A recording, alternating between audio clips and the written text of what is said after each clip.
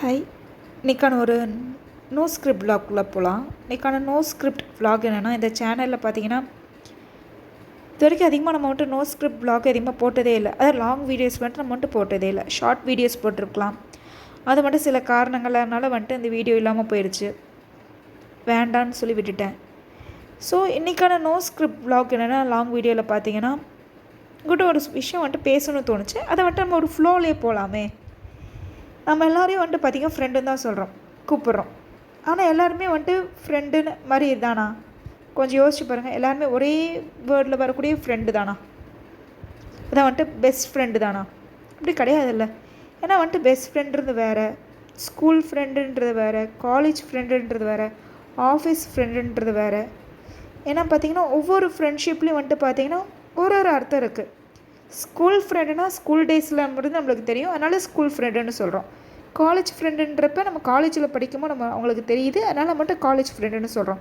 இப்போ office ஃப்ரெண்டுனா office போனதுக்கப்புறம் இந்த பழக்கன்றனால நம்ம வந்துட்டு ஆஃபீஸ் ஃப்ரெண்டுன்னு சொல்கிறோம்.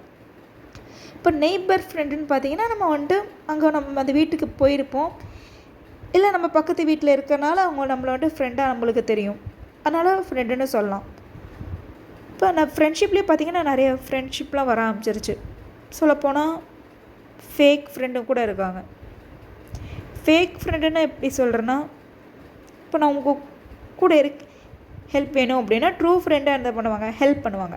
நான் உங்க கூட இருக்கேன், நீ சிரித்தாலும் சரி, கோப்பிட்டாலும் சரி, நீ எவ்வளோ கன்ஃபியூஸ்டாக இருந்தாலும் சரி, என்கிட்ட என்ன வேணால் கேட்கலாம், எந்த ஒரு டவுட்டே இல்லாமல் கேட்கலாம் அப்படின்ற ஒரு ட்ரூ ஃப்ரெண்டுன்னு சொல்லலாம். ஃபேக் ஃப்ரெண்ட் அப்படின்னு கேட்டிங்கன்னா, இப்போ நம்ம மனசுக்குள்ள ஒரு விஷயம் தோணும், இது நம்ம ஃப்ரெண்டு தானே அப்படின்னு சொல்லி நம்ம கேட்போம், இல்லை நம்ம ஃப்ரெண்டு தானே அப்படின்னு சொல்லி ஹெல்ப் கேட்போம். அப்போ அவங்க என்ன சொல்லுவாங்க, மச்சான் இப்போ தான் வந்துட்டு அந்த நீ காசு கேட்ட அந்த நேரம் பார்த்து என் இன்னொருத்தருக்கு நான் கொடுத்துட்டேன், கடன் இருந்தது அப்படின்ற மாதிரி சொல்லிடுவாங்க. மச்சான் இப்போ என் கையில் வந்துட்டு உனக்கே தெரியும், என் கையில் ஒரு பைசா கூட இல்லை, நீ இப்படி ஹெல்ப் கேட்குறியே, இருந்திருந்தால் நான் கொடுத்துருப்பேன் அப்படின்ற மாதிரி வந்துட்டு சிலரும் போய் சொல்லுவாங்க. அவங்ககிட்ட காசு இருக்கும், எல்லாமே இருக்கும். இப்போ ஃபோன் பண்ணால் அவங்க ஃப்ரீயாக தான் இருப்பாங்க, அவங்களால பேசவும் முடியும்.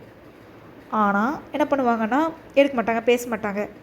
இதை மட்டும் நம்ம ஒரு விஷயம் கேட்குறோம் அப்படின்றனாலே என்ன சொல்லிடுவாங்க, நீ இது எப்படி என்கிட்ட கேட்கலாம் அப்படின்ற மாதிரி, என்ன உன்னோட குவாலிஃபிகேஷன் ஸ்டாண்டர்ட் என்னன்ற மாதிரி நம்மளோட ஃப்ரெண்ட்ஷிப் இத்தனை வருஷமாக பழகியிருக்கோம் ஃப்ரெண்டுன்னே பார்க்காம பேசுவாங்க.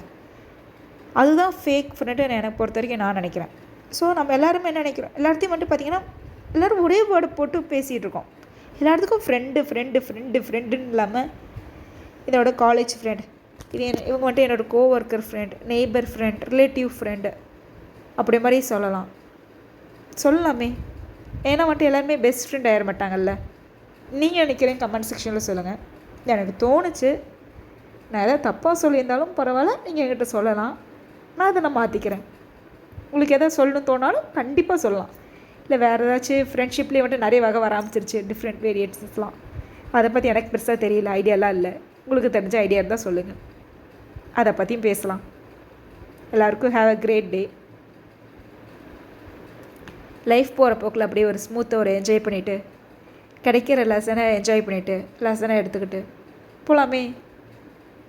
எதையும் ஸ்ட்ரெஸ் எடுத்துக்காதீங்க. இப்போ நடக்கிற சிச்சுவேஷன் என்றைக்குமே பர்மனெண்ட்டாக இருக்கும் போகிறதில்ல. ஹாப்பி மூமெண்ட்டாக இருந்தாலும் சரி, சேடான மூமெண்ட்டாக இருந்தாலும் சரி, எல்லாமே மாறும். எல்லாமே மாறும். அந்த மாறுன்ற நம்பிக்கையை மனசுக்குள்ளே வச்சுக்காங்க, கண்டிப்பாக மாறும். சொல்லணும்னு தோணுச்சு, ஒரு ஸ்கிரிப்டே இல்லாமல் பேசியிருக்கேன். எனக்கு என்ன பேசுனே தெரியல, நல்லா பேசியிருக்கேன்.